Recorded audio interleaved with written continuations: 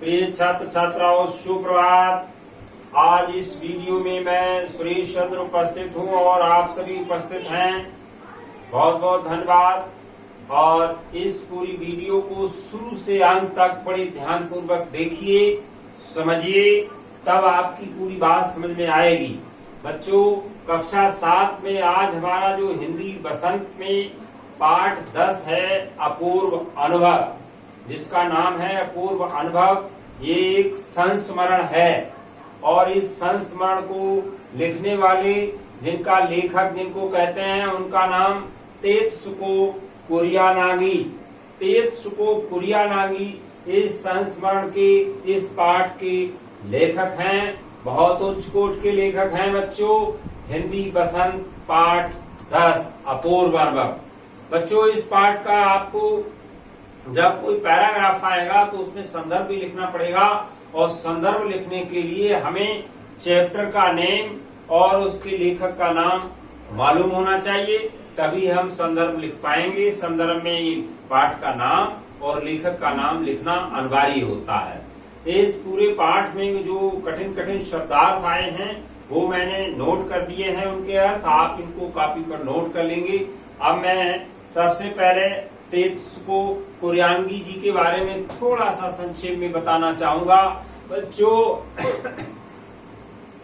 यह पाठ जापानी लेखिका, एक जापानी संस्मरण है, और ये पाठ जापानी लेखिका तेत्सुको कुरियानागी द्वारा लिखी गई तोत्तो चान नामक पुस्तक के एक अंश का हिंदी रूपांतरण है।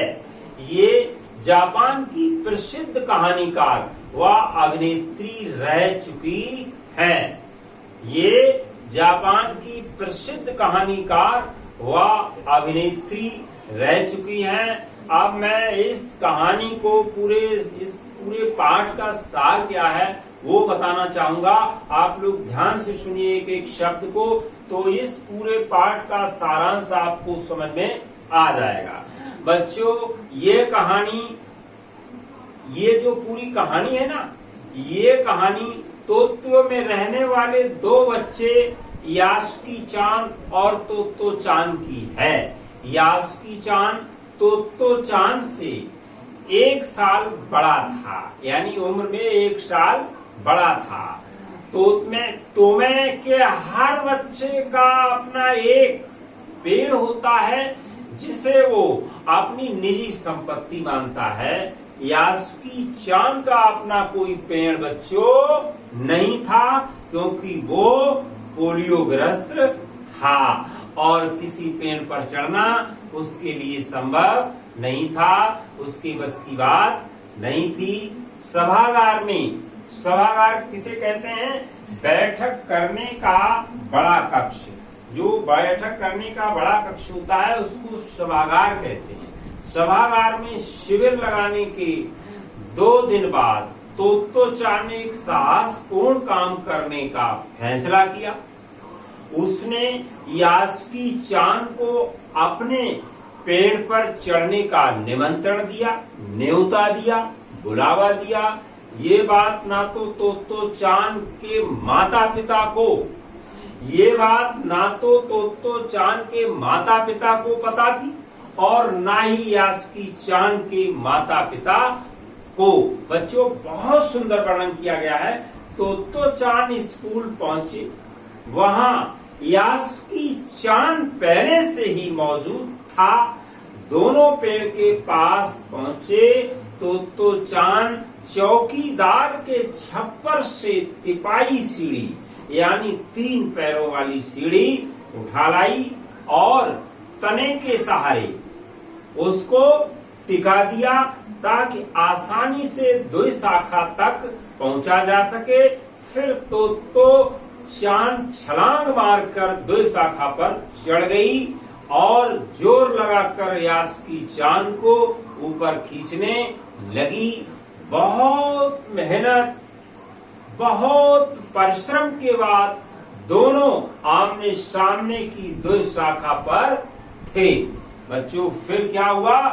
फिर देखिए, फिर तोत्तो चान ने सम्मान में सिर झुकाकर कहा, मेरे पेड़ पर तुम्हारा स्वागत है। यासुकी की चांद ने भी मुस्कुराकर पूछा, क्या मैं अंदर आ सकता हूँ? उस दिन दोनों बहुत खुश थे, प्रसन्न थे। यासुकी की चांद ने पहली बार एक नई दुनिया देखी थी। वे दोनों देर तक बातें करते रहे। यासुकी चांद ने तो चांद को बताया कि उसकी बहन जो अमेरिका में है वो कहती है कि एक प्रकार के डिब्बे टेलीविजन के बारे में बताया है कि उसमें सुमो कुश्ती भी देखा जा सकता है। तो चांद सोचती रही कि सुमो पहलवान किसी डिब्बे में कैसे समा सकता है, कैसे समा सकता है। इस बात के बारे में बहुत कुछ सोचती रही। ऐसा इस पूरे पाठ के सारांश में प्रमुख चीजें जो हैं वो मैंने आपको बताई। आपने ध्यान से सुना होगा तो निश्चित समझ में आया होगा। बच्चों, हमें शिक्षा क्या मिलती है इस पाठ से, इस पूरे सारांश से, कि बच्चों विकलांगता कोई अभिशाप नहीं है। विकलांगता कोई अभिशाप नहीं है। यदि हिम्मत या हौसला हो तो आगे अवश्य बढ़ा जा सकता है। वैसे जिंदगी में प्रत्येक नए काम के लिए जोखिम उठाना ही पड़ता है। जोखिम मीन्स खतरा। प्रत्येक नए काम को करने के लिए जोखिम उठाना ही पड़ता है। यदि जोखिम को भय मानकर अगर हम डर गए तो हमारी प्रगति वहीं पर रुक जाती है, स्थगित हो जाती है। ऐसी इस पूरे पाठ से हम सबको शिक्षा मिलती है। बच्चों, इस पाठ में कुछ कठिन शब्दार्थ आए हैं, इनको एक बार मैं रीड कर रहा हूँ। जैसे अपूर्व, अपूर्व का अर्थ होता है अपूर्व अनुभव, है ना, कि जैसा पहले ना हुआ हो उसको कहते हैं अपूर्व, यानी अनूठा। सभागार कहते हैं बैठक करने का बड़ा कक्ष या कमरा। शिष्टता कहते हैं सभ्यता के लिए। घसीटना, खींचना। और ठिठियाकर कहते हैं खिलखिलाकर। तरबतर, लथपथ, गीला। जोखिम कहते हैं खतरा के लिए बच्चों। जूझना कहते हैं संघर्ष करना। थामना का अर्थ होता है पकड़ना। और हार्दिक का अर्थ होता है दिली। अब मैं समझता हूँ इस पूरे पाठ का सारांश, इस पाठ के लेखक के बारे में, और ये कठिन शब्दार्थ आप अपनी कॉपी पर नोट कर लेंगे, याद करें, ये भी परीक्षा में आते हैं। आप सब लोगों ने अगर ये पूरी वीडियो बड़े ध्यानपूर्वक देखी होगी, सुनी होगी, तो सब कुछ समझ में आ गया होगा।